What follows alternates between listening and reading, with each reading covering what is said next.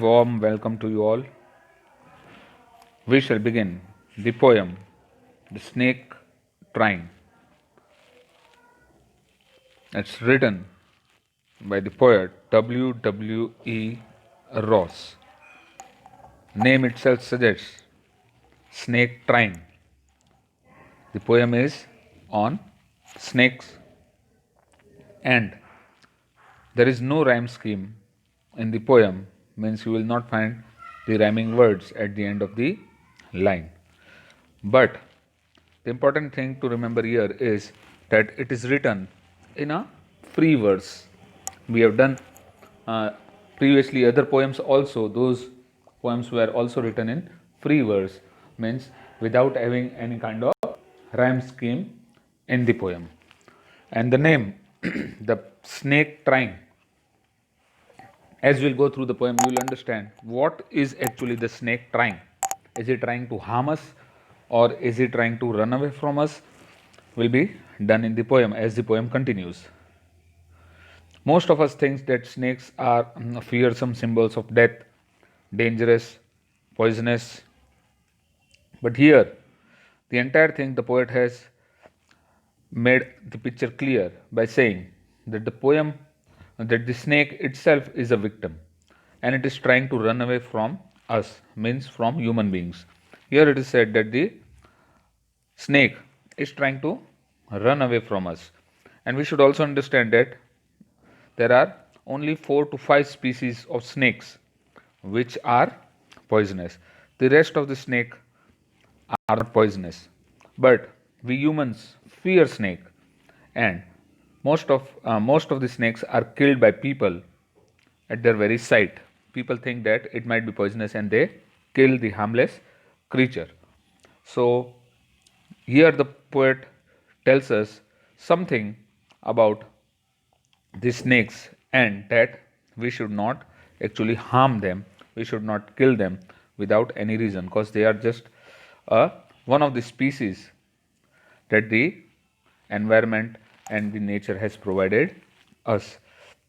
So the poet here has the soft corner for the snake. The poet is W.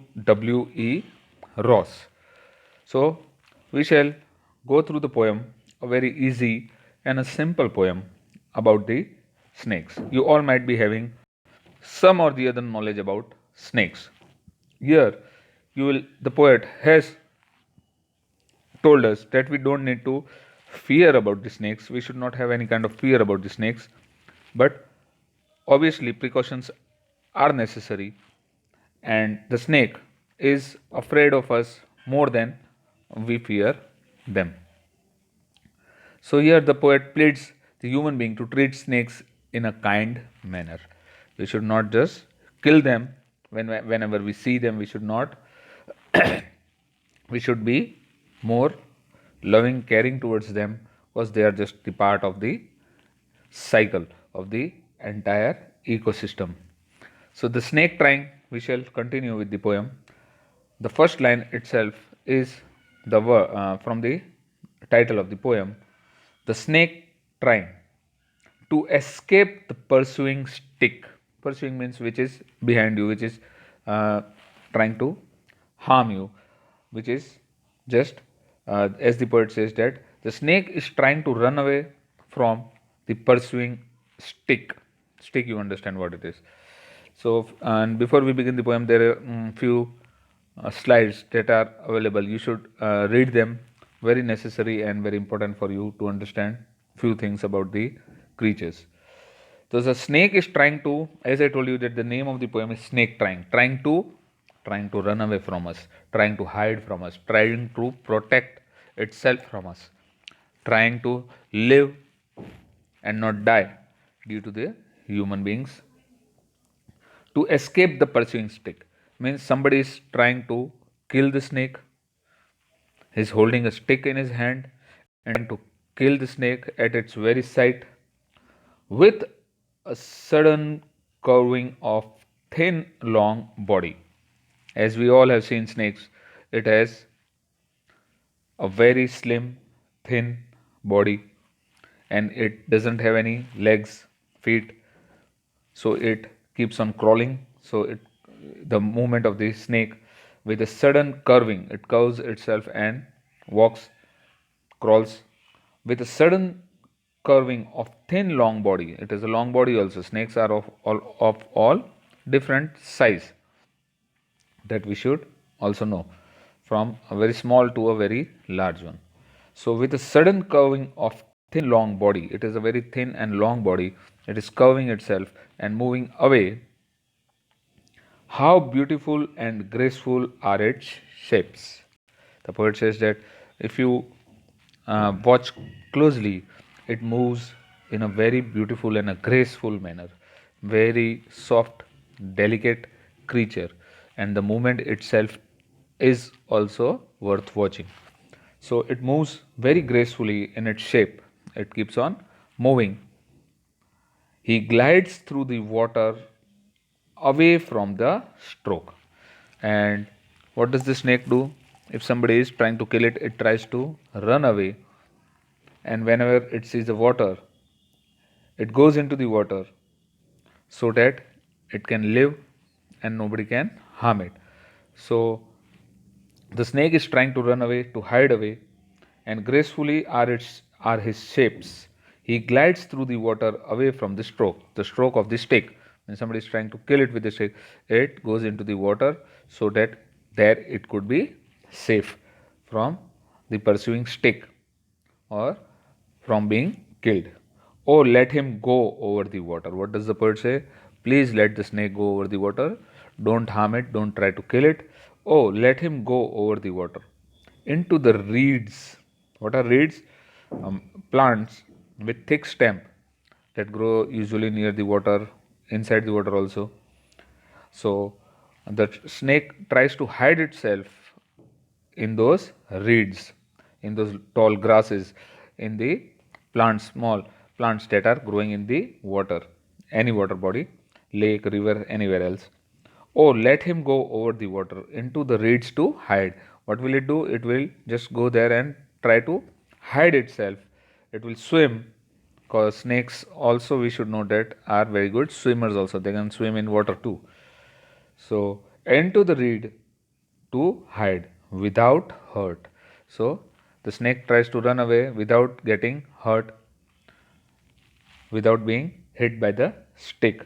So it tries to run away, small and without hurt, small and green. He is harmless even to children. See, here it is written that snakes are even harmless to children. They won't come and strike you.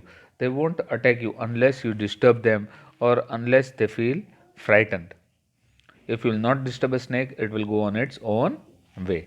It's never going to come and attack you. So here the poet says that he is even harmless to children. Why do you harm it? Why do you kill it? He is small and green. He is harmless even to children. He will not even harm children if you don't harm it. Along the sand he lays until observed. And snakes camouflage themselves very efficiently if they are in a green background, brown background, or in a stony area or in a grass. They will just sit there without any movement, and you will not notice that snake is hiding somewhere. So they will just lay there in the sand, the brown colored snake. If it is lying in the sand, you will not even notice it. So along the sand he lays until observed, and if you are very careful, then only you will observe that there is a snake there sitting there. Otherwise it will mingle in the environment, and the colors that are provided by the nature may be green, brown, black, any kind of color. So he lays until observed. You will not see the snake until you observe it very closely and very carefully. And chased away, and now he vanished. And if you observe it and you see and you chase it away, it will start running from you. It will not come and attack you. So he lays until observed and chased away, and now he vanishes. Vanishes means runs away, goes away. He will vanish in the ripples among the green slim reeds. And where will it go? It will just run away it will just vanish even in the waters, creating ripples. Ripples are, as you might have noticed, that whenever there is a still water and you throw a piece of stone, a pebble, the water starts moving, and that is known as the ripple. So he vanishes in the ripples among the green slim reeds. And when will it go? And it will hide itself in the reeds, in the green grass. It will just go away without harming you. So you also don't need to harm the snake. So this is just the end of the poem. Very easy and a simple poem, but giving you the knowledge about snakes and how to treat them. They are not our enemies. We should also not be killing them. We should not chase them away. We should just leave them as they are. They will find their own way and they will move ahead without creating any harm to you. So W.W.E. Ross has given us a very short and simple knowledge about snakes. Here we come to the end of the poem. The poet describes beautifully the snake trying to escape in this poem. The snake tries to escape the stick by curving its thin long body. It shapes long gracefully. It vanishes in the ripple of the water, and whenever it will find water, it will just try to hide itself and escape in the water too. But people chase it with sticks. It escapes from the stick. It lies along the sand till it is seen. It will not move in the sand. It will stay still. It is very hard to observe a snake which is very still. Now it vanishes in the ripple of water. It disappears among the green slim reeds that are the grass grown that is grown. Now they can't harm it. So when it vanishes, you cannot harm it. When it is in the water, deep water, and it is hid itself somewhere, you will not be able to harm it. It's safe in its hiding place, and the snake will be safe in the hiding place. Now, very literary devices, only two are there possibly.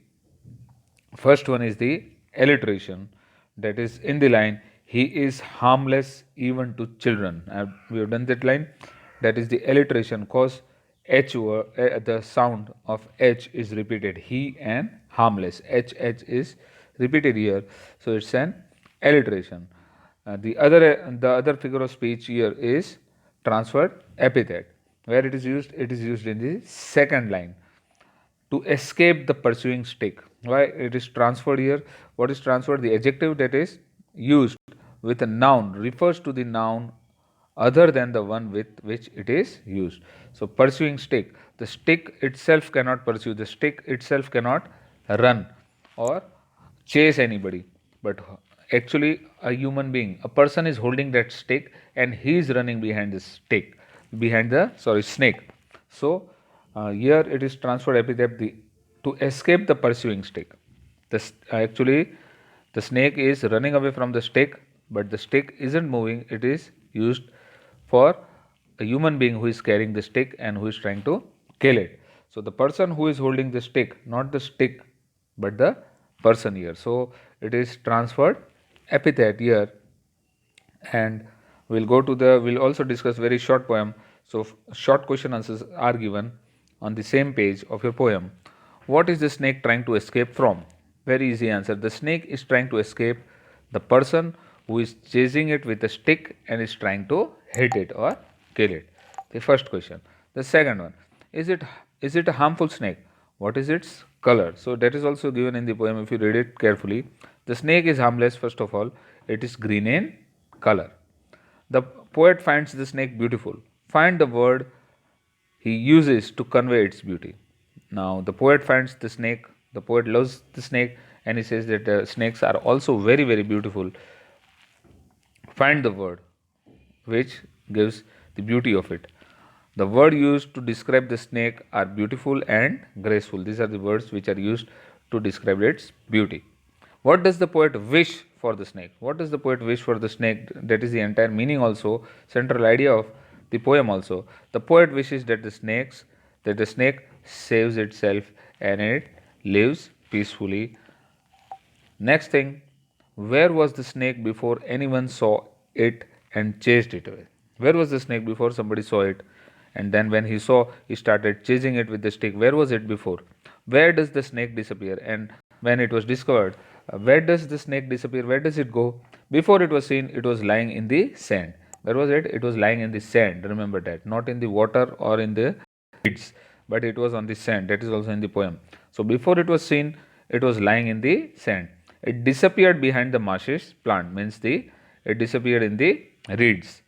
So also we have done the simple question answers also of the poem. So you can just write them down.